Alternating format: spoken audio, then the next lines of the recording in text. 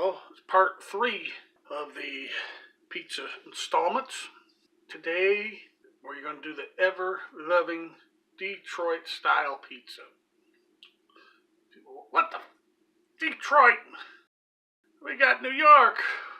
We got Chicago. Detroit's pretty much right in the middle of them, dudes. So, we're the best. I don't know about that, but myself, I am pretty much a Chicago deep dish fan. Some of them places over there makes phenomenal pizzas. New York's I consider New York style like a street food. Chicago's like a sit-down, gourmet, 5-star restaurant pizza meal. And Detroit sits right in between.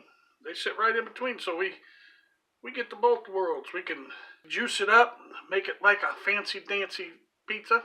We can slim it down, make it like a street food, you something you carry around. We're right in between, so we got the best of both worlds. But we'll do Chicago style last. That's the most expensive pizza there is, I guess. But right now, Detroit style pizza.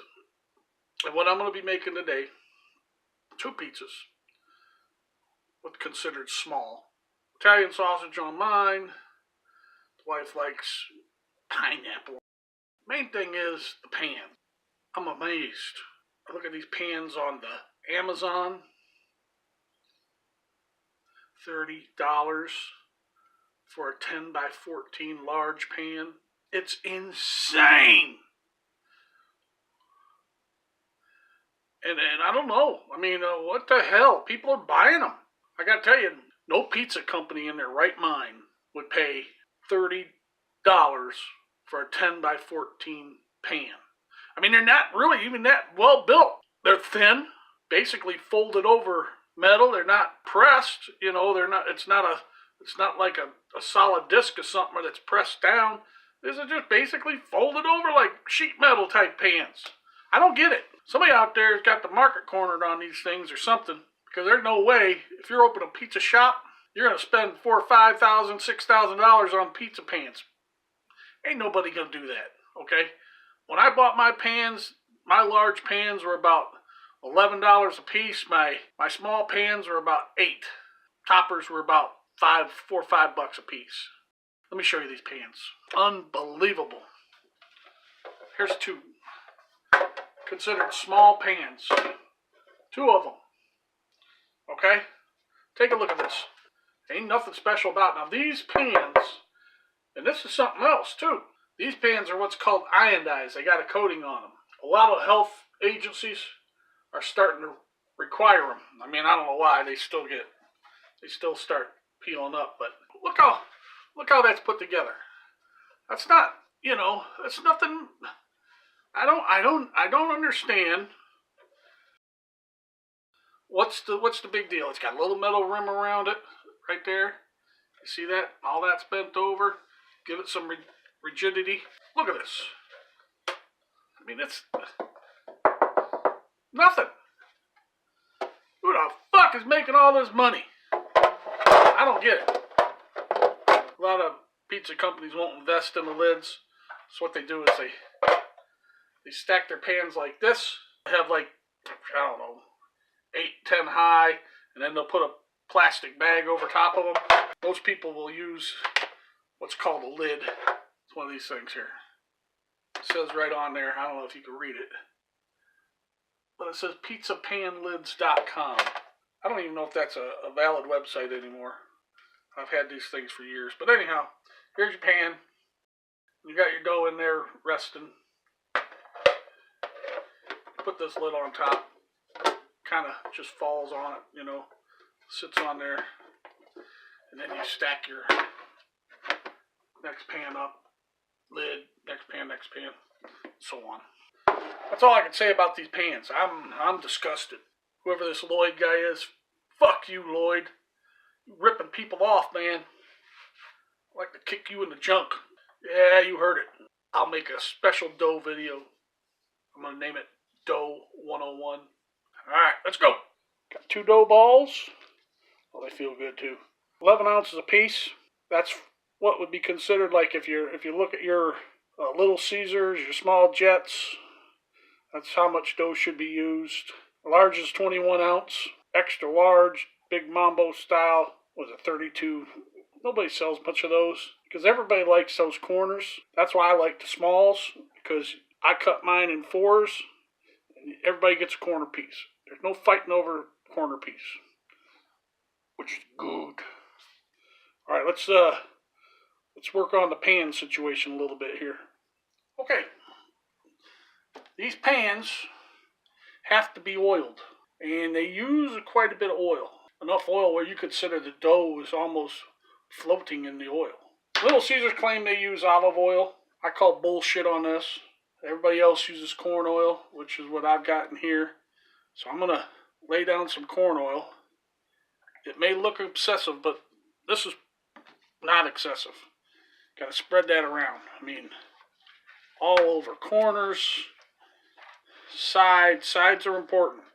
Get it up on the sides.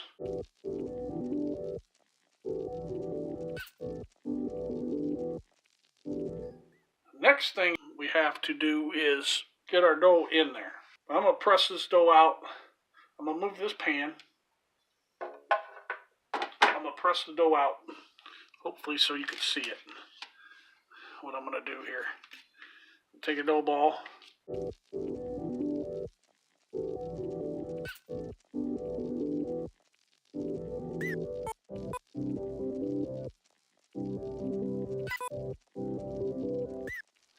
Then we're going to cover it.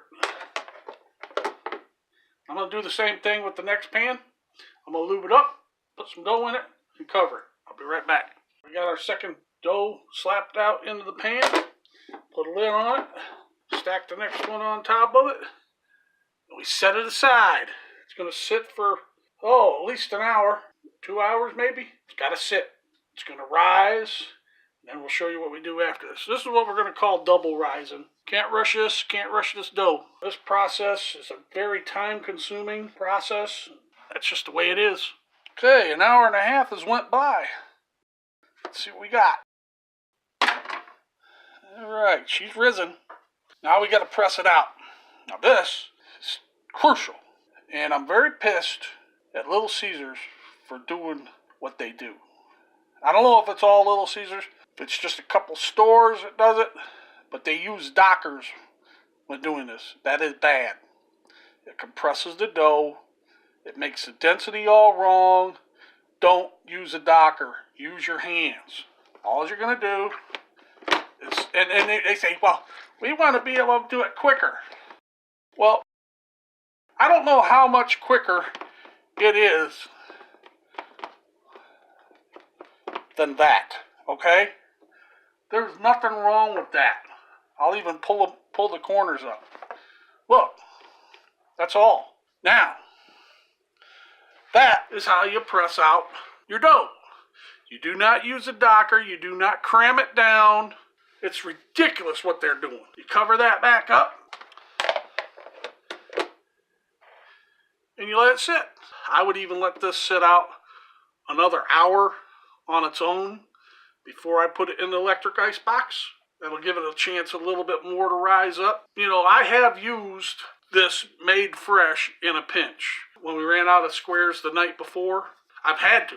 I mean, it doesn't have the right texture, but you got to do what you got to do sometimes. You see anybody using a docker on deep dish pizza? Grab it from them and dock their face. Please. Please dock their face. When I see people putting a docker on a goddamn deep dish pizza, I just want to grab them by the fucking nuts and squeeze until they pop off. Don't do it! Stop it! Ah! Stop it! Drives me nuts. But anyhow, I'm going to let that sit out for another hour. Then I'm going to throw them in the fridge. I may use them tonight. Depends on what the wife wants. If she wants pizza tonight or tomorrow. I'd say there's a 70% chance. I want pizza now, Daddy. Where's my golden egg? Ugh. Fucking dockers. Okay, day 2. I was able to talk the wife out of wanting pizza last night. and letting the dough do what it's supposed to do. Before I reveal what the dough turned out like, let's reiterate what I did. Made the dough, lubed the pans, slapped the dough out, laid it in the pan, let it rest for an hour, hour and a half, pressed out the dough by hand, not by docker, by hand, let it rest again for another hour, then stuck it in the electric ice box. This is what I did.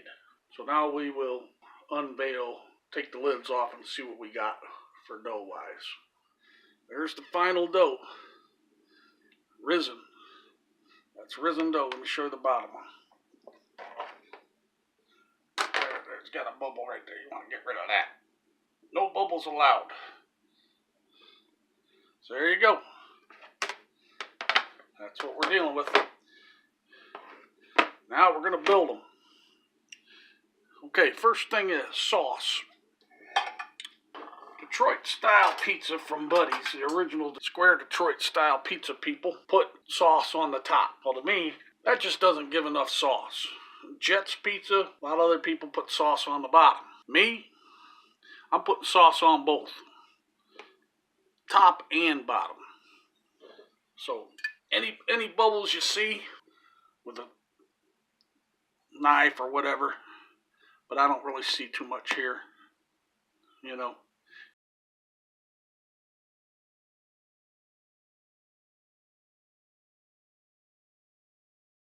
Now, when you sauce these, I know the toppings go all the way to the edge, but you don't want to put your sauce all the way to the edge. You want to have like at least a 1/4 inch between the edge and where the sauce ends, because what will happen is that sauce will burn. You don't want that. You don't want a burning sauce. So the rest of the stuff, you know, the cheese, that all can go full blown to the edge. That's what you want, but not the sauce.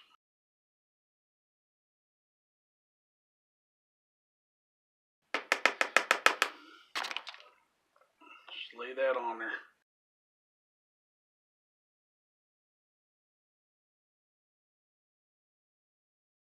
Now, she wants pineapple. I'm not a big fan of pineapple, but that's what she wants. That's what she gets.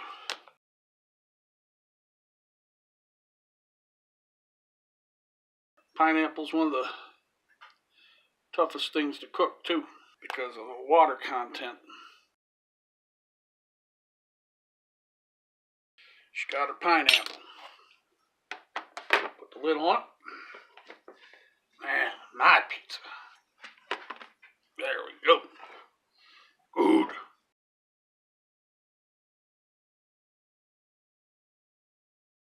Oh, I forgot. I'm going to add more sauce to the other pizza. I almost forgot.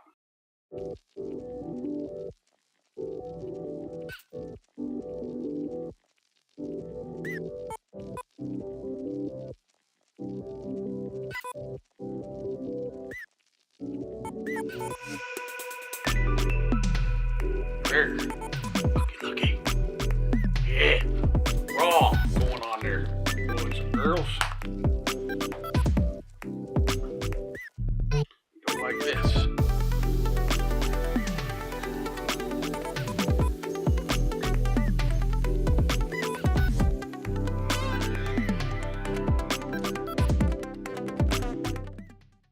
Okay. I gotta go wash my hands. Do raw meat. You want to wash your hands. And now, we need some on the top.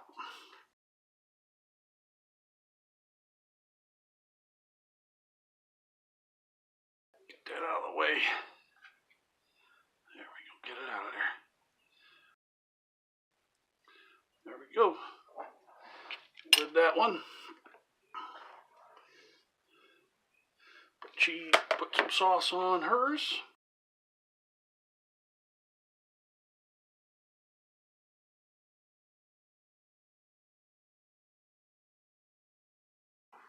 There we go. I'd love to cook these in the Breville. The time's running short and they both won't fit in the Breville at the same time. I have to cook them in the oven. The oven's preheating 400. All right, they're loaded up in the gas fireplace. If you have the chance, invest in one of these pan grippers. I've had this forever. The pin actually fell out, so I took some heavy duty mechanics wire, rigged it up.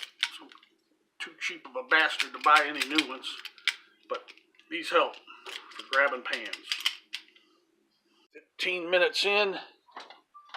Oh no, not even close. Okay, another 5 minutes. We're getting there, but she's still got a long way to go. This side's cooking better than this side. And now I remember why. That one over there, that one there, is not cooking as fast. Because that's the one with the pineapple. And pineapple's hard to cook. Okay, pizza number one, my pizza. Let's get her out. I believe her to be done. There we go. I'm hanging up over here a little bit. Let's get that, cut that off. There we go. Anytime it hangs up anywhere, just run your spatula down beside it. You don't want to rip it. All right, let's see what we got. Should come out. There we go. There's your Detroit style pizza. Right there. Let me, if I can give you an indication on how deep the crust is. There's my finger. It's about the size of the top of the pan grabber. I'm going to cut this one.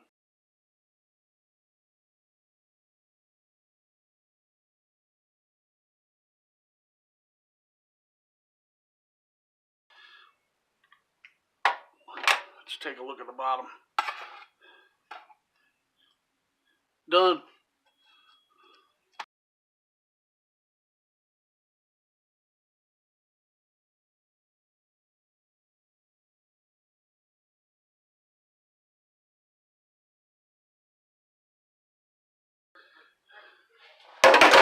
Pizza number two. Let's take a look at the crust on the bottom.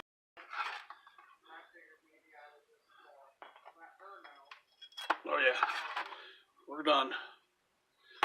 Okay, pizza number one. I don't know if I can see the crust on the bottom. Crust is about an inch, maybe an inch and a quarter. That was actually pizza number two. Crust done. There we go. That's our pizza, guys. Got a little burn on the edges. That's because that damn oven. This one not so bad, but this one had to stay in longer because of the damn pineapple. We're going to go eat, and we're going to go watch Survivor. All right, one more pizza to go. Chicago deep dish. That'll be a good one. But right now, I'm going to eat. I'm going to watch me some Survivor. See you on the next time. Thanks for watching.